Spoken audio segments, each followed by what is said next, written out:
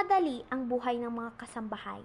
Sila ay tinuturing na isa sa mga may pinakamahirap na trabaho at responsibilidad. Sa taong 2022, umabot sa 191,783 domestic Filipino workers ang nagtatrabaho sa ibang bansa. Isa si Jenny sa mga dating OFW pero pinili na magtrabaho ulit dito sa Pilipinas dahil sa isang rason. Bakit kinailangan mong makipagsapalaran sa ibang bansa? Nagsimula ang lahat sa pagiging magulang ko sa murang edad. Akala ko giginhawa ang buhay ko sa asawa ko.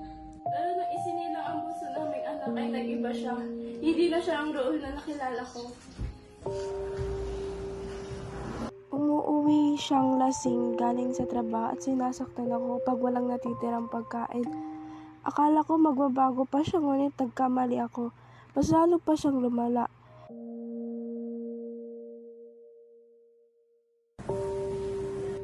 Kaya tumakas ako sa aming bahay at doon nakitira sa aking mga magulang.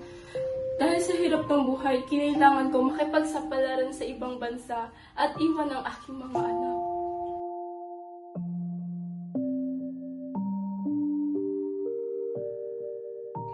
Sobrang hirap ng aking napagdaanan sa kamilang mga banyaga. Sa buong pagtatrabaho ko, ni minsan hindi ko nakausap ang aking mga anak. What are you doing? You can't use your phone. I'm sorry, Mom. I just want to call my family in the Philippines. No, you can't use this phone. Ilang taon kong tinis ang kanilang pagmamaltrato para sa kanilang pamilya. Ngunit hindi ko na kinaya. Kaya ako ay tumakas at doon nakilala siya.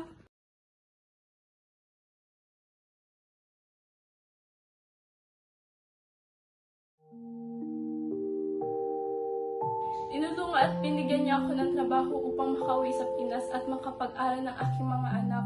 Pag-uwi ko, halos hindi na nila ako makilala. Ngayon, masaya na kaming namumuhay sa ibang bansa kasama ang aking mga anak at ang aking bagong asawa. Anong masasabi mo sa mga katulad mong OFW na may parehong pinagdadaanan sa iyong napagdaanan? Wag na wag kayong susuko. Darating din ang pag-asa. Laban lang.